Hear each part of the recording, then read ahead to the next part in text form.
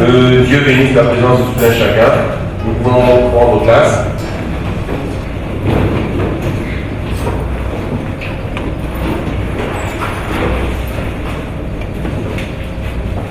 Nous allons continuer avec l'enseignement sur l'Église. Juste un petit récapitulatif. Nous avions vu l'Église universelle, l'Église corps de Christ. Nous avions vu après l'Église locale. Là, nous avons parlé du fonctionnement. Et nous avions vu 3 points dans le fonctionnement. Le fonctionnement selon un système païen, selon un système juif de l'époque, et le fonctionnement selon le système divin, qui est le fonctionnement selon le corps humain. Et après ça, nous avions vu les rôles ou les fonctions dans l'église locale. Nous avions parlé des anciens, nous avions parlé des ministres et des diacres. Et la 3e partie dans notre enseignement, c'est Église en tant qu'homme. Église homme. Nous allons parler de l'Église homme. Et pour que nous puissions entrer dans la matière, nous allons lire 1 Corinthiens 6, 19 à 20. Je vais lire comme il n'y a pas les affichages, l'affichage. 1 Corinthiens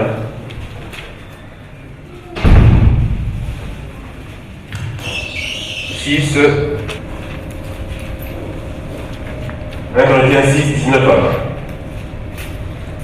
Alors, la parole de Dieu nous dit: ne savez-vous pas que votre corps est le temple du Saint-Esprit qui est en vous, que vous avez reçu de Dieu, et que vous ne vous appartenez point à vous-même? Amen. Ne savez-vous pas que votre corps est le temple du Saint-Esprit qui est en vous, que vous avez reçu de Dieu, et que vous ne vous appartenez point à vous-même?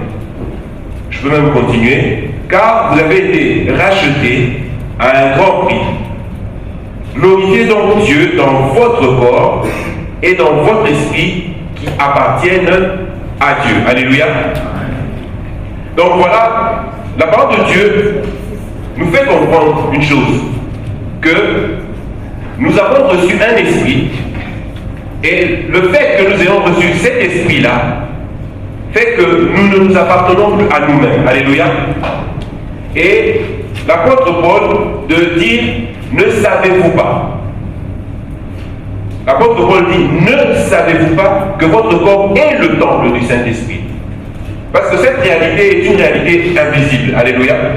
C'est une réalité invisible. Voilà pourquoi l'apôtre Paul interpelle tout enfant de Dieu pour dire: ne savez-vous pas que votre corps est le temple du Saint-Esprit? Mais avant que nous puissions évoluer dans cette pensée, nous allons faire un petit retour en arrière, pas par rapport aux enseignements, mais par rapport à la parole de Dieu, pour comprendre quelle est cette réalité spirituelle. Nous allons lire dans Genèse 6, prenez déjà le verset, Genèse 6, 3 à 6. Alors, qu'est-ce qui s'est passé avant que nous puissions lire le verset? Il y a une réalité. Dieu crée le monde. Dieu a créé, et le 6e jour, Dieu crée l'homme. La Bible dit, et c'est que si vous regardez, à chaque fois que Dieu créait, Dieu disait, la Bible déclare, Dieu vit que cela était bon. Mais quand il est arrivé au 6e jour, la parole de Dieu dit, Dieu vit que cela était très bon. Alléluia. Alors, Dieu s'était réjoui d'avoir créé l'homme. Parce que l'homme est la seule créature qui est à l'image de Dieu. Alléluia. Les anges ne sont pas à l'image de Dieu. Les autorités dans les lieux célestes, les autorités, les dominations et autres ne sont pas à l'image de Dieu. Seul l'homme est à l'image de Dieu. Voilà pourquoi la Bible dit, et Dieu vit que cela était très bon. Mais qu'est-ce qui se passe-t-il? Alors que Dieu est en train de se réjouir d'avoir créé l'homme, Dieu donne maintenant des directives à l'homme et lui dit, voilà, tu domineras, tu feras ceci, tu feras cela. Mais une réalité se produit, nous savons tous, c'est que l'homme, face à la ruse du serpent, l'homme tombe devant la tentation, l'homme chute. Alléluia. Et qu'est-ce qui se passe? L'homme chute et Dieu, par rapport au plan que Dieu avait, si Dieu restait sur cette position-là, ça allait être un échec pour lui. Alléluia. Alors, qu'est-ce que Dieu dit? C'est là que nous allons lire Genèse 6, 3 à 6. Genèse 6, 3 à 6. Genèse 6, alors, à partir du verset 3, alors l'Éternel dit, mon esprit ne restera pas toujours dans l'homme, car l'homme n'est que chair, et ses jours seront de 120 ans. Verset 4, les géants étaient sur la terre en ces temps-là, après que les fils de Dieu furent venus vers les filles des hommes, et qu'elles leur eurent donné des enfants. Ce sont ces héros qui furent fameux dans l'Antiquité. Verset 5, l'Éternel vit que la méchanceté des hommes était grande sur la terre, et que toutes les pensées de leur cœur se portaient chaque jour uniquement vers le mal. L'Éternel se répandit d'avoir fait l'homme sur la terre, et il fut affligé en son cœur. Amen. Voilà la réalité qui s'est produite dans le jardin d'Éden. Dieu avait un plan magnifique pour toi, pour moi, pour l'homme. Mais le plan de Dieu a été court-circuité. Le serpent est passé par là, et avec l'homme a chuté. Mais maintenant, Dieu regarde maintenant comment l'homme est en train de se comporter. Dieu ne se reconnaît plus dans l'homme. Alléluia. Dieu ne se retrouve plus dans l'homme. Alors que l'homme avait été créé à l'image de Dieu, et c'est ça qui faisait la joie de Dieu, de se retrouver, de se voir, de voir son image. Et c'est ça qui faisait la joie de Dieu. Mais l'homme maintenant, après la chute, l'homme commence à se pervertir. La Bible dit, Dieu vit que l'homme devenait de plus en plus méchant. Et Dieu regarde et dit, dans cet état-là, je ne peux pas laisser mon esprit demeurer là. Alléluia. Parce que Dieu est un Dieu saint. Alléluia. Dieu dit, je ne peux pas laisser mon esprit demeurer dans l'homme, dans l'état où est l'homme. Parce que le plaisir de Dieu, c'était cette intimité avec l'homme. Mais il regarde l'homme, il voit que l'homme est en train de se pervertir. Il dit, mon esprit ne peut pas rester là. Et la Bible dit, Dieu dit, je retirerai mon esprit de l'homme. Et Dieu a retiré son esprit de l'homme. Parce que les voies de l'homme étaient de plus en plus perverties. Dieu retire son esprit de l'homme. Mais, comme je dis, il ne pouvait pas rester sur cette position-là. Parce que le plan de Dieu, c'est qu'il soit dans l'homme. Alléluia. Le plan de Dieu, c'est que son esprit soit en permanence dans l'homme. Que son esprit demeure en permanence dans l'homme. Pour que Dieu puisse voir son image et se réjouir. Alléluia. C'est cela le plan de Dieu. Mais par rapport à ce qui s'était passé dans le jardin d'Éden, Dieu a retiré son esprit. Mais il ne pouvait pas rester sur cette position-là, sinon ça allait être pour lui un échec. Vous comprenez ces choses? Ça allait être un échec. Il a planifié quelque chose, mais voilà que son plan a été court-circuité.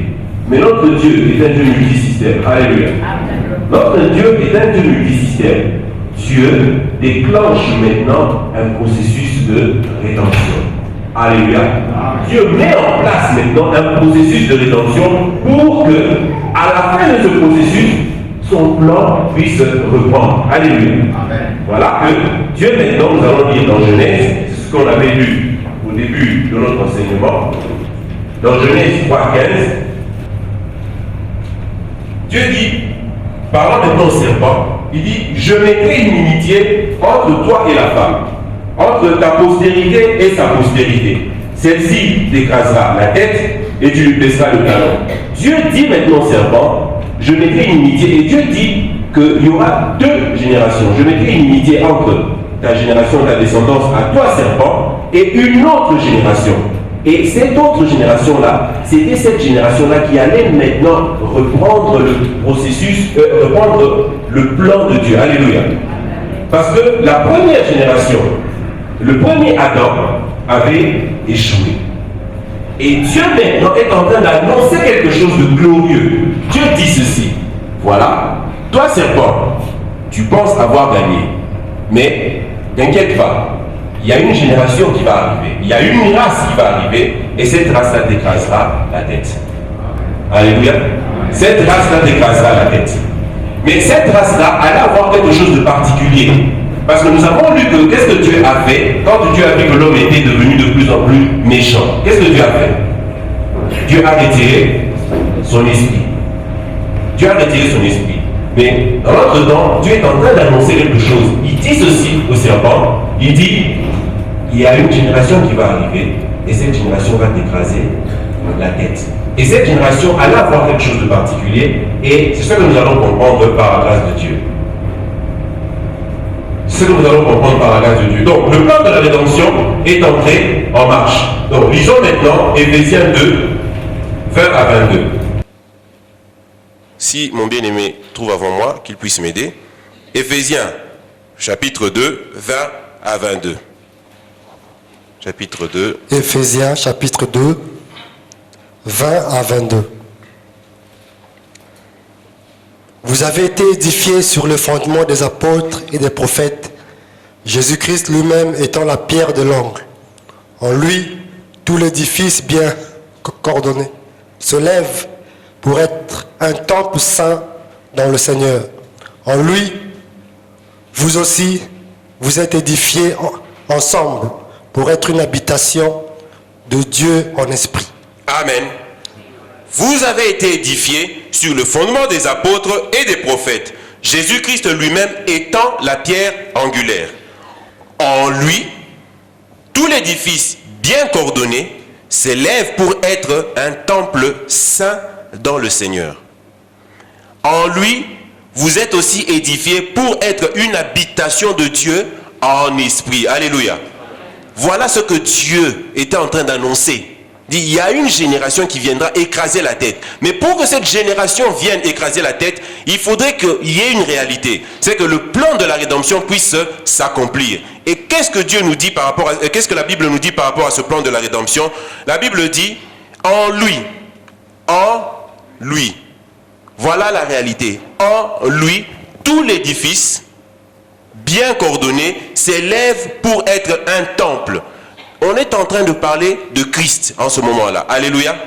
Et la Bible nous fait comprendre que le plan que Dieu avait mis en cours s'est accompli en Jésus-Christ. Pourquoi? Parce que en lui, nous avons été édifiés et en lui, nous devenons maintenant le temple saint. Alléluia. En lui, nous devenons ce temple-là. Pas en dehors de Jésus, mais en Jésus-Christ. Alléluia. Nous devenons le temple. Et qu'est-ce que c'est que le temple? C'est l'habitation de Dieu en esprit. Voilà. Ce que Dieu s'était repenti, ce que Dieu avait regretté, il a dit, je ne laisserai pas mon esprit demeurer en permanence dans l'homme. Parce que l'homme n'est que chair. Dieu a retiré son esprit. Mais Dieu ne voulait pas rester dans cet état-là. Dieu a mis un plan. Et ce plan-là s'est accompli maintenant en Jésus. Le plan de Dieu, c'était que son esprit revienne dans l'homme. Alléluia. Que son esprit revienne dans l'homme. Pour que Dieu puisse demeurer éternellement en permanence, en intimité avec l'homme.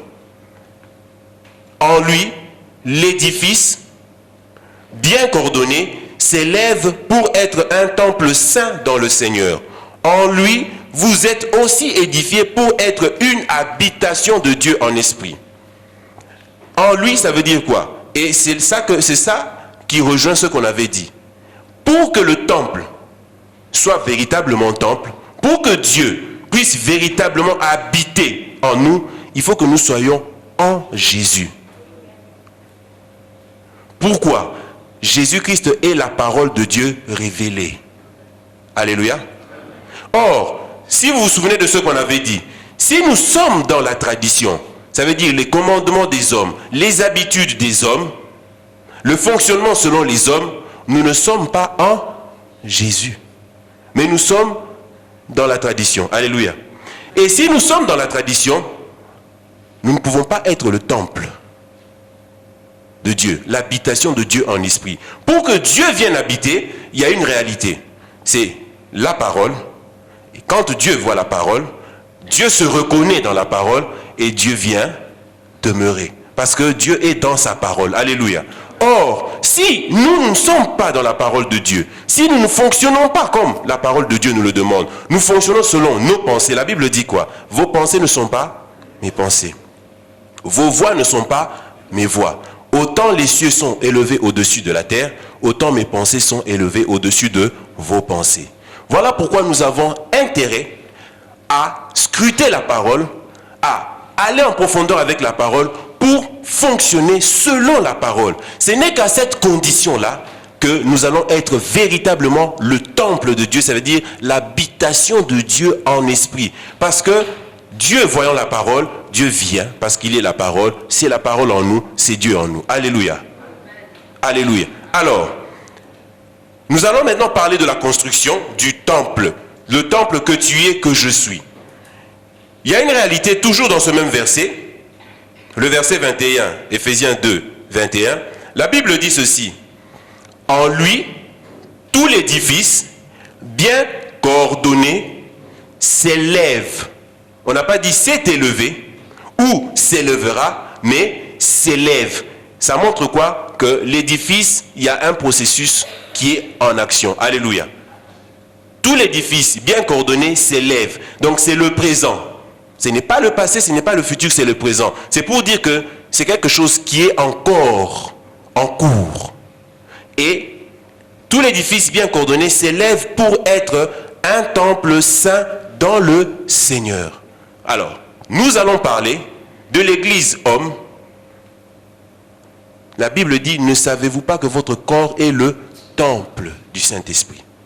Or, on nous montre ici que le temple est en construction. En Jésus, le temple est en construction. Mais si on n'est pas en Jésus, il n'y a même pas de construction. Alléluia. Le temple est en construction. En Jésus. Le temple est en construction. Et c'est là que nous allons voir comment bâtir le temple que tu es censé être, que je suis censé être. Comment bâtir le temple, église homme. Votre corps est le temple du Saint-Esprit. Mais comment bâtir ce temple pour que Dieu vienne réellement? Parce que Dieu vient quand la chose lui plaît, quand la chose est vraiment, comme il a dit à Moïse, fais d'après le modèle que je t'ai montré à la montagne. Si Moïse n'avait pas fait d'après le modèle qui lui a été montré à la montagne, Dieu n'allait pas venir. Alléluia. Il a fallu que Moïse fasse le tabernacle selon le modèle que Dieu lui avait montré à la montagne pour que Dieu vienne. Alléluia. De la même manière aussi, quand Salomon a suivi les instructions pour la construction du temple, Salomon a suivi les instructions du Seigneur. Que nous dit la Bible? Lors de la dédicace, la Bible dit la gloire de Dieu descendit sur le temple.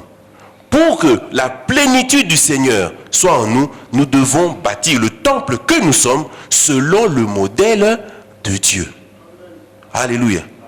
Selon le modèle de Dieu. Pas selon le modèle des hommes, pas selon notre propre modèle, mais selon le modèle de Dieu. Et c'est ce que nous allons voir. Qu'est-ce que c'est que le modèle de Dieu? Quels sont les matériaux? Parce que construire, c'est-à-dire on amène des matériaux. Quels sont les matériaux que Dieu met à notre disposition pour que nous puissions véritablement bâtir le temple que tu es, que je suis, que nous sommes, selon le modèle de Dieu. Alléluia. Regardez déjà, quand nous lisons dans Jean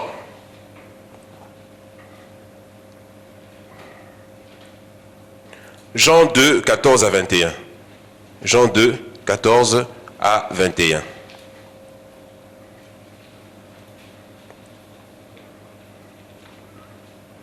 Jean 2, 14 à 21. Jean chapitre 2, du verset 14. Il trouva établis dans le temple les vendeurs de bœufs, de brebis et de pigeons et les changeurs. Il fit un fouet de cordes et les chassa tous hors du temple, ainsi que les brebis et les bœufs. Il dispersa la monnaie des changeurs, renversa les tables et dit aux vendeurs de pigeons, « ôtez cela d'ici, ne faites pas de la maison de mon père une maison de trafic. » Ses disciples se souvinrent qu'il est écrit, « Le zèle de ta maison me dévore. » Les Juifs prirent la parole et lui dirent, « Quel miracle nous montres-tu pour agir de la sorte ?» Jésus leur répondit, « Détruisez ce temple et en 3 jours, je le relèverai. Les Juifs dirent, il a fallu 46 ans pour bâtir ce temple, et toi, en 3 jours, tu le relèveras. Mais il parla du temple de son corps. Amen.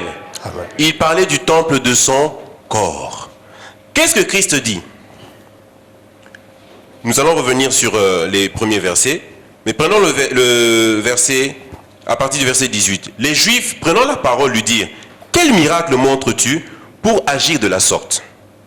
Jésus leur répondit, « Détruisez ce temple, et en 3 jours, je le relèverai. » Quand Christ dit « détruisez ce temple », ça veut dire si on peut détruire ce temple, c'est que ce temple a été bâti. Alléluia. C'est que ce temple a été bâti. Or, Christ est le temple selon le modèle de Dieu. Alléluia. En tant qu'homme, Christ est le temple selon le modèle de Dieu. Voilà pourquoi il dit détruisez ce temple. On ne peut pas détruire quelque chose qui n'a pas été bâti avant. Alléluia. Il dit détruisez ce temple, en 3 jours, je le relèverai. Les Juifs qui ne comprenaient pas, qui n'avaient pas la révélation, les Juifs disent il a fallu 46 ans pour bâtir ce temple. Et toi, en 3 jours, tu le relèveras. Mais il parlait du temple de son corps. Christ est le modèle du temple selon Dieu. Alléluia. Voilà pourquoi Christ dit ceci. Le prince de ce monde vient, mais il n'a rien de lui en moi. Alléluia. Alléluia. Et qu'est-ce que Christ a fait, si nous reprenons à partir du verset 14? Il trouva dans le temple les vendeurs de bœufs, de brebis, de pigeons et les changeurs assis. Ayant fait un fouet avec des cordes, il les chassa tous du temple, ainsi que les brebis et les bœufs. Il dispersa la monnaie des changeurs et renversa les tables. Et il dit aux vendeurs de pigeons, ôtez cela d'ici, ne faites pas de la maison de mon père une maison de trafic. Alléluia.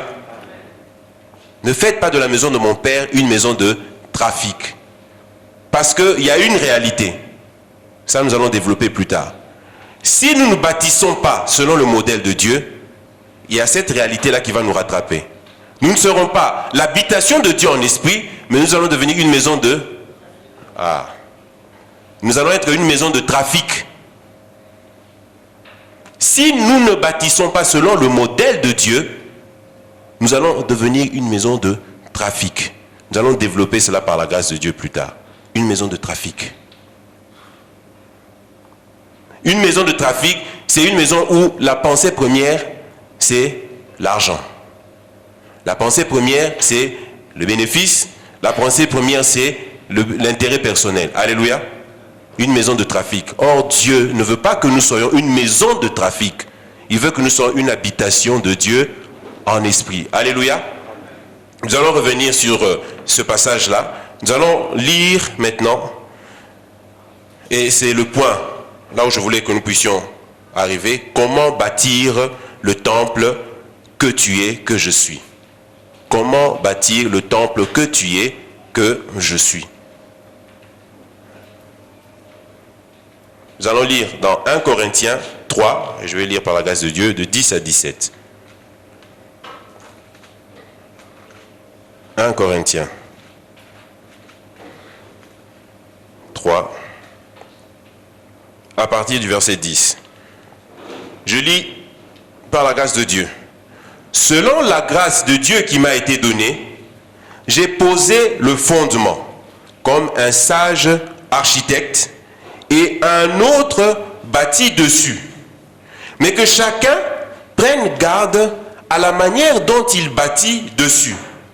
Car personne ne peut poser un autre fondement que celui qui a été posé, savoir Jésus-Christ. Or, si quelqu'un, et c'est là que ça commence à devenir intéressant, si quelqu'un bâtit sur ce fondement avec de l'or, de l'argent, des pierres précieuses, du bois, du foin, du chaume, l'œuvre de chacun sera manifestée. Car le jour la fera connaître, parce qu'elle se révélera dans le feu, et le feu éprouvera ce qu'est l'œuvre de chacun. Si l'œuvre bâtie par quelqu'un sur le fondement subsiste, il recevra une récompense. Si l'œuvre de quelqu'un est consumée, il perdra sa récompense. Pour lui, il sera sauvé, mais comme au travers du feu. Ne savez-vous pas que vous êtes le temple de Dieu et que l'Esprit de Dieu habite en vous? Si quelqu'un détruit le temple de Dieu, Dieu le détruira. Car le temple de Dieu est saint et c'est ce que vous êtes. Amen. Si quelqu'un détruit le temple de Dieu, Dieu le détruira. Comment bâtir le temple de Dieu? Ce passage que nous venons de lire a deux dimensions. Il y a une édification. Édification, c'est-à-dire une construction. Il y a une édification qui est relative à l'église corps. Il faudrait que nous puissions comprendre la parole de Dieu. Paul est en train de parler, mais ce passage a deux dimensions. Une dimension par rapport à l'église corps, où Paul dit, par rapport à l'œuvre que Paul était en train de faire, il dit, j'ai posé le fondement. Et personne ne peut ôter ce fondement. Mais maintenant, on verra celui qui viendra bâtir dessus. C'est par rapport déjà à son œuvre dans l'église corps. Mais ce passage a aussi une dimension relative à l'édification du temple. Que tu es, que je suis. Alléluia. Parce qu'il y a cette réalité-là aussi qui se produit au niveau du temple. Voilà pourquoi plus loin, il est écrit, si quelqu'un détruit le temple de Dieu, Dieu le détruira. Alléluia. Deux dimensions, au niveau de l'église corps et au niveau de l'être humain. Or, nous allons ici parler plus de l'être humain. Église corps, bâtir. Le fondement a été posé, mais la parole de Dieu nous fait comprendre une chose. Qu'il ne suffit pas seulement que le fondement soit posé. Parce que même si le fondement est posé, qui peut aller habiter dans une maison où il n'y a que le fondement? Est-ce que déjà quand il n'y a que le fondement, est-ce qu'on peut appeler ça maison? Alléluia. Est-ce que s'il n'y a que le fondement, est-ce qu'on peut appeler ça maison? Voilà une réalité spirituelle. C'est que quand il y a le fondement, nous devons maintenant élever l'édifice. Comme nous avions lu, c'est en Christ que l'édifice s'élève. Alléluia. Jusqu'à ce que, la Bible dit, et c'est là que ça rejoint d'ailleurs, quand on avait lu Éphésiens 4, nous devons atteindre la stature parfaite de Christ. Alléluia. Et c'est là la plénitude de Dieu. Dieu veut être en nous dans toute sa plénitude. Alléluia. Comme Christ. Dans toute sa plénitude. Christ était le temple fait parfait. Voilà pourquoi nous devons être à la stature parfaite de Christ. Comment bâtir le temple que tu es censé être, que je suis censé être? Comment bâtir le temple? On nous montre ici qu'il ne suffit pas qu'il y ait seulement le fondement. Il faut maintenant élever l'édifice. Mais avec quoi nous allons élever l'édifice? Avec quoi? Avec quel matériau nous allons élever l'édifice? Que tu es, que je suis. Nous devons comprendre cette réalité-là. Selon la façon dont tu mènes ta vie chrétienne, tu es en train de bâtir. Alléluia. Selon la façon dont tu mènes ta vie chrétienne, spirituellement, tu es en train de bâtir quelque chose. Mais la Bible dit, ce que tu bâtis, ce que je bâtis, devra passer par le feu pour être éprouvé. Alléluia. Spirituellement, sachant que tout acte que nous sommes en train de poser, notre façon de vivre, nous sommes en train de bâtir spirituellement quelque chose. Gloire à Dieu si ce que nous bâtissons est véritablement le temple. Est véritablement selon le modèle de Dieu. Mais si ce n'est pas le cas, que Dieu nous fasse grâce, que nous puissions comprendre ces choses pour, à partir de cet instant-là, redresser le cap, commencer à bâtir selon le modèle de Dieu. Alléluia. Quand nous lisons ce passage, 1 Corinthiens 3, 10 à 17, c'est le passage que nous venons de lire, la Bible dit, et là je vais prendre dans le sens inverse, 1 Corinthiens 3, 10, selon la grâce de Dieu qui m'a été donnée, j'ai posé le fondement comme un sage architecte, et un autre bâtit dessus. Mais que chacun prenne garde à la manière dont il bâtit dessus. Car personne ne peut poser un autre fondement que celui qui a été posé, savoir Jésus-Christ. Or, si quelqu'un bâtit sur ce fondement avec de l'or, voilà déjà un matériau. Avec de l'argent, un autre matériau aussi. Avec des pierres précieuses, encore un autre matériau. Du bois, du foin, du chaume. L'œuvre de chacun sera manifestée. Alors, je ne vais pas prendre dans l'ordre, mais j'ai regroupé ces matériaux-là selon certaines caractéristiques. Voilà les matériaux